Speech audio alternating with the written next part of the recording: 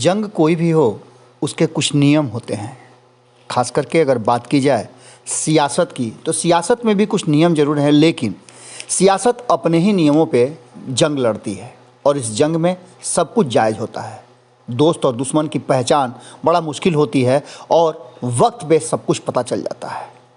ये सारी बातें हम इसलिए कह रहे हैं कि आज के भोरे भोर में आने वाले 25 सालों का भविष्य केंद्र की सरकार ने तय किया है और बजट को बताया जा रहा है कि 100वें साल तक पहुंचने का ये बजट है, जबकि इस बजट में पिछड़े हुए बिहार को बिल्कुल ही नज़रअंदाज किया गया है और आम राज्यों की तरह ही ट्रीटमेंट दिया गया है। इस बात को लेकर के कहीं ना कहीं बिहार में खासी नाराज़गी है और इस नाराज़गी में और घी का काम कर दिया है नीतीश कुमार ने, जिन्होंने इस बजट को बहुत ही बेहतरीन और विकासोन्मुखी बताया है। अब इस बात को लेकर के कहीं ना कहीं नीतीश खेमे में ही खलबली मची हुई है और उसी में दो फाड़ है। क्या ये कहीं ऐसा तो नहीं कि युद्ध और बिखराव से पहले की, बड़े तूफान से पहले की शांति है? क्या इस तरह संकेत दे रहा है? आज के भोरे भोर में हम चर्चा करेंगे। बजट की चर्चा तो लगातार होती रही है, लेकिन इस चर्चा में जो सबसे महत्वपूर्ण बात सामने निकल करके आई है वो ये है कि आखिर इस बजट में उस बिहार को, जिस बिहार को बार बार हर बार नीति आयोग कहीं ना कहीं फिसड्डी साबित कर रहा है, उस बिहार को अब हम बजट को उस नज़रिए से देखेंगे जिस नज़रिए से नीतीश कुमार ने देखा है और बाकी के लोग देख रहे हैं जो नीतीश कुमार के इस नज़रिए का विरोध कर रहे हैं। सबसे पहले तो आप इस बात को देखिए कि आम बजट में मुद्दा दूर रहा, मॉडल बिहार का जरूर अपनाया गया है। बिहार ने कई ऐसी बातें कही है कि कई ऐसे सुधार किए हैं जिसको लेकर के इस बजट में चीज़ें तो आई हैं, लेकिन आम बजट में बिहार की उम्मीद को कहीं ना कहीं लेकर के काफ़ी चर्चा हो रही है और जदयू ने तो देश के प्रधान बिहार पर ध्यान दे हैशटैग भी चलाया था। जदयू के राष्ट्रीय अध्यक्ष ललन सिंह ने इस पूरे मामले को बजट से पहले उठाया था और हैशटैग में विशेष राज्य का दर्जा पर खूब बातें की गई थी। कहा यह गया था कि बिहार जो पिछड़ रहा है वो सबको नज़र आ रहा है और ऐसी स्थिति में बिहार को विशेष राज्य का दर्जा चाहिए। आपको बता दें, यहाँ तक कि भाजपा की तरफ से उप मुख्यमंत्री तारकिशोर प्रसाद ने बिहार को विशेष सहायता दिए जाने की वकालत की थी और आवाज़ भी उठाया था। इन सब के बावजूद बिहार को कुछ भी नहीं मिला। जब मंगलवार को आम बजट आया तो साफ साफ दिखा कि बिहार से जुड़े मुद्दे तवज्जो पर नहीं पा सके। वैसी स्थिति में कहीं ना कहीं बिहार का मॉडल जरूर इस बजट के और योजनाओं में नज़र आया, लेकिन बिहार कहीं ना कहीं पिछड़ गया। नदियों को जोड़ने की बात जो की गई थी, वित्त मंत्री ने अपने बजट भाषण में जब नदी जोड़ योजना की चर्चा की तो सीधे तौर पर नजर आया कि बिहार अब सामने आएगा। लोगों की उम्मीदें जग गई कि बिहार जब आ गया तो बिहार को विशेष राज्य का दर्जा भी मिल जाएगा, लेकिन बिहार नजर नहीं आया। नदी जोड़ योजना के तहत इस योजना को जिक्र करते हुए 1400 करोड़ की राशि की बात की गई। केन बेतवा के समय ही बिहार के कोसी मोची नदी जोड़ योजना की बात आगे आई थी और उसके बाद से ठंडे बस्ते में पड़ गई थी। इसके अलावे बिहार कई रास्तों पे पिछड़ा हुआ है। रोजगार की संभावनाएं बिहार में समाप्त होती जा रही हैं, फैक्ट्रियां नहीं हैं, रोजगार के साधन नहीं हैं और यहाँ के लोग पलायन कर रहे हैं। ये सबसे बड़ा मुद्दा है और इस मुद्दे पर कहीं ना कहीं न तो पूर्ववर्ती सरकारें और न ही वर्तमान सरकार ने ध्यान दिया है। नीतीश कुमार ने इस बजट को बहुत ही बेहतरीन और विकासोन्मुखी बताया है। वहीं अगर बात करें तो कहीं ना कहीं सीधे तौर पे बिहार इस बजट में छूट गया है। केंद्रीय बजट बढ़िया है, ये बातें शिक्षा मंत्री कहते हैं जो बिहार के हैं। विजय कुमार चौधरी ने इस बजट को निश्चित रूप से विकास के लायक बताया, लेकिन उन्होंने इतना जरूर कहा कि बिहार के हिस्से की लंबित राशि अब तक ड्यू है और वो नहीं मिला है। इसके साथ ही शिक्षा के क्षेत्र में बिहार को बहुत कुछ प्राप्त नहीं हुआ है। केंद्रीय बजट को लेकर के सबसे पहला जो बयान आया था वो उपेंद्र कुशवाहा का आया था। उपेंद्र कुशवाहा ने सीधी तौर पे कहा था कि केंद्रीय बजट पर अपनी प्रतिक्रिया देते हुए उन्होंने कहा था कि केंद्रीय बजट विकसित राज्यों के लिए ऐतिहासिक है, परंतु बिहार जैसे राज्यों के लिए जो पिछड़ते जा रहे हैं उनके लिए कहीं ना कहीं निराशजनक है। उन्होंने स्पेशल कहा कि वित्त मंत्री निर्मला सीतारमण से बिहार को विशेष राज्य देने और विशेष पैकेज देने की संभावना हम और आशा भी कर रहे थे, लेकिन हम बिहार वासियों के साथ कहीं ना कहीं छल हुआ, धोखा हुआ है। इतना ही नहीं, आपको बता दें कि इस बजट को लेकर के जो बातें कहीं ना कहीं विपक्ष कह रहा है, और विपक्ष की बात अगर कहें तो मदन मोहन झा ने बजट को आम लोगों की ज़रूरतों को नज़रअंदाज करने वाला बताया है, और चुनाव के दौरान पीएम ने नौकरियों की जो घोषणा की वह आज तक पूरी नहीं की। 60 लाख नौकरियों की बात इस बजट में जरूर की गई है, 60 लाख लोगों को रोजगार देने की बात जरूर की जा रही है, नौजवानों को रिझाया जरूर जा रहा है, लेकिन 2014 में जब पहली बार भारतीय जनता पार्टी और एनडीए की सरकार आई, उससे ठीक पहले प्रधानमंत्री ने वादा किया था 2 करोड़ लोगों को नौकरी देने का। उसे जुमला बता करके अपने ही लोगों ने किसी तरह से निरस्त कर दिया। क्या इस सरकार पर भरोसा आम जनता कर सकती है? बिल्कुल नहीं कर सकती है। और मदन मोहन झा ने साफ तौर पे कहा है कि कहीं ना कहीं ये आम लोगों को बेचैन करने वाला बजट है। वहीं अगर बात करें तेजस्वी यादव की, जो बिहार के मुख्य विपक्षी दल के नेता हैं, उन्होंने साफ तौर पे कहा है कि ये बजट हवाई है और अमीरों के हित को देख करके बनाया गया है। गरीबों, किसान, छात्रों और नौजवानों की अनदेखी की गई है।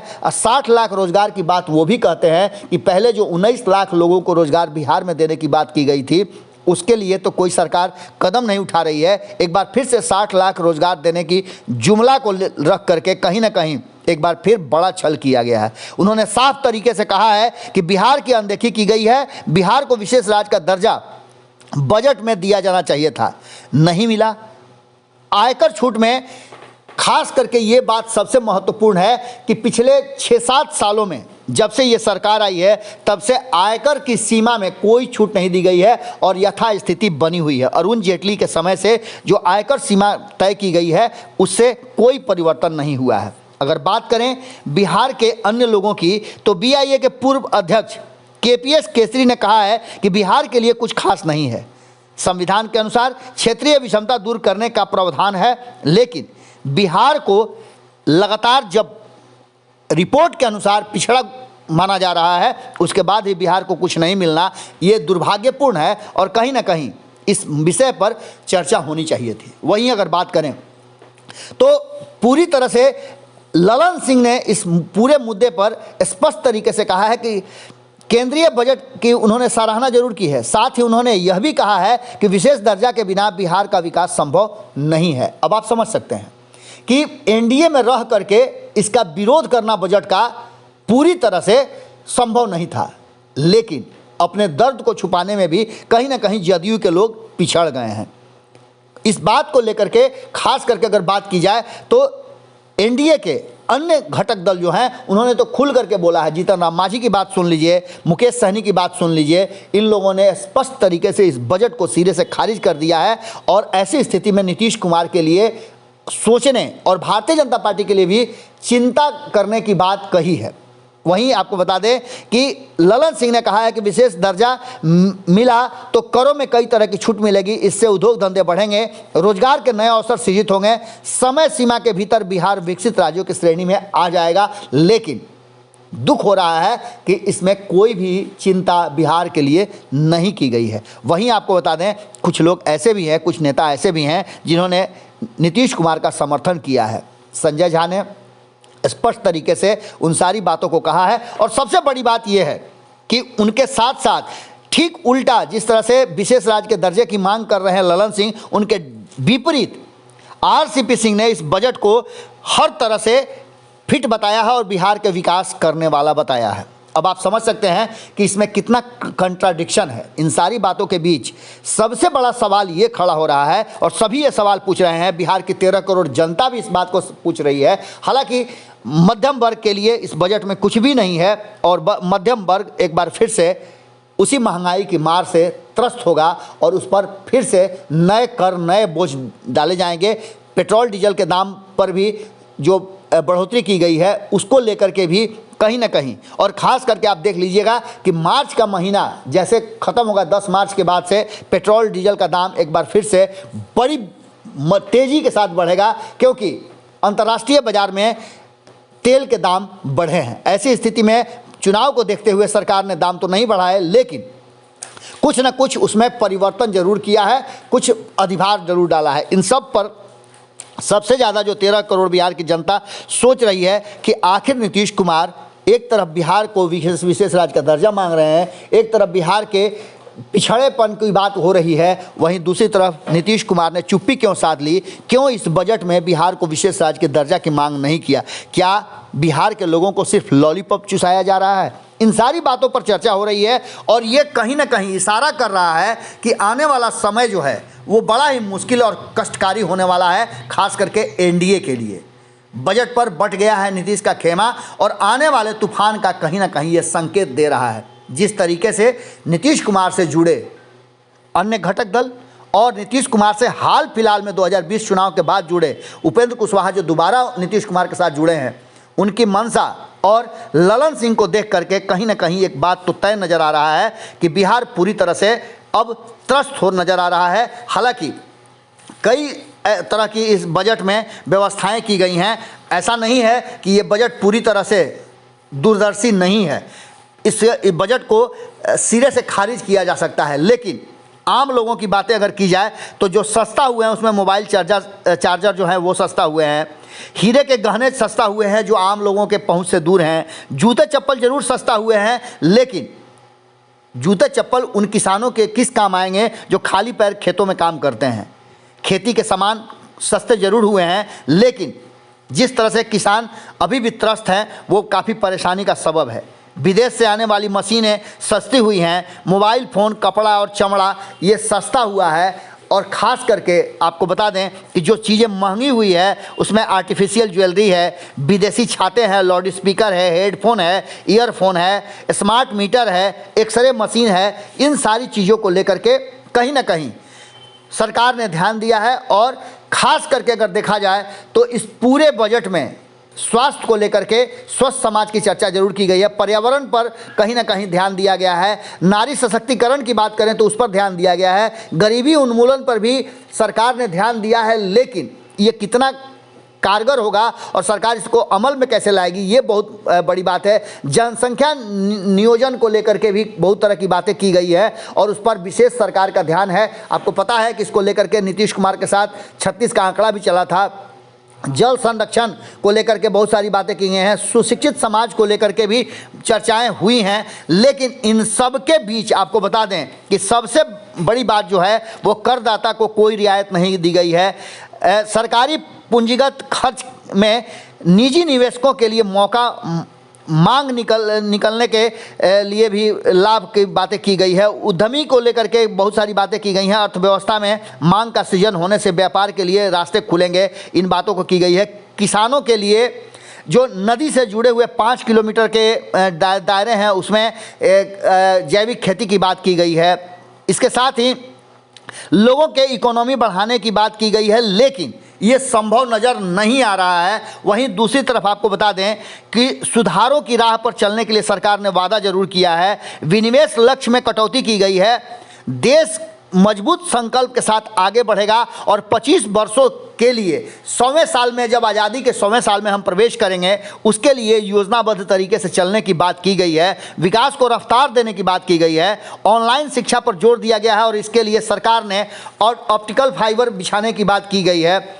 इस सारे बातों को देख लिया जाए तो कहीं ना कहीं प्रधानमंत्री नरेंद्र मोदी ने आम लोगों के अनुकूल इस बजट को बताया है, लेकिन जो आंकड़े बता रहे हैं, जो अर्थशास्त्री हैं, वो इस बजट को किसी भी तरह से आम लोगों के लायक नहीं बता रहे हैं। इन सारी बातों को अगर ध्यान से देख लिया जाए तो कहीं ना कहीं एक बात तो साफ नज़र आती है कि इस बजट में नीतीश कुमार का समर्थन चाहे जिस मुद्दे पर भी हो सकता है, लेकिन बिहार के मुद्दे पर नीतीश कुमार का एक भी शब्द नहीं कहना कहीं ना कहीं लोगों को काफ़ी परेशान कर रहा है। और ख़ास करके जदयू के भीतर और एनडीए के भीतर जो घमासान मचा हुआ है इस बजट को लेकर के, वो इशारा कर रहा है कि कुछ न कुछ ऐसा होने वाला है जिसको लेकर के शांति है। और नीतीश कुमार इस रणनीति को लेकर के कहीं ना कहीं डुएल गेम खेल रहे हैं। जंग के हमने अब शुरू में बताए थे कि अलग अलग नियम होते हैं, उन्हीं नियमों में से एक नियम शायद ये लगता है कि नीतीश कुमार स्पष्ट तरीके से उस बात को लेकर के कर रहे हैं, जिन बात को लेकर के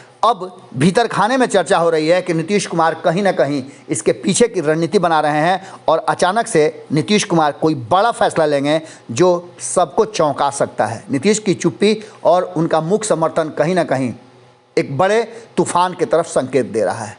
क्या होगा ये तो आने वाला वक्त बताएगा। आज के भोरे भोर में हम आपसे यहीं विदा लेते हैं। बाकी की खबरों के लिए आप जुड़े रहिएगा भारत लाइव के साथ। बहुत बहुत धन्यवाद, नमस्कार। अगर ये वीडियो पसंद आई और वह बिहार के राजनीति और बिहारियत से सरोकार रखेनी तो सब्सक्राइब बटन दबा के चैनल के सब्सक्राइब कर ली। ओजे एगो घंटी बा, ओकरा बटन दबा देला से कुल सटीक और मारक खबर रुआ मुफ्त में मिल जाई। अगर रुआ पत्रकारिता के हमनी के नया प्रयोग में सहयोग कर चाहतानी तो ज्वाइन बटन दबा दी।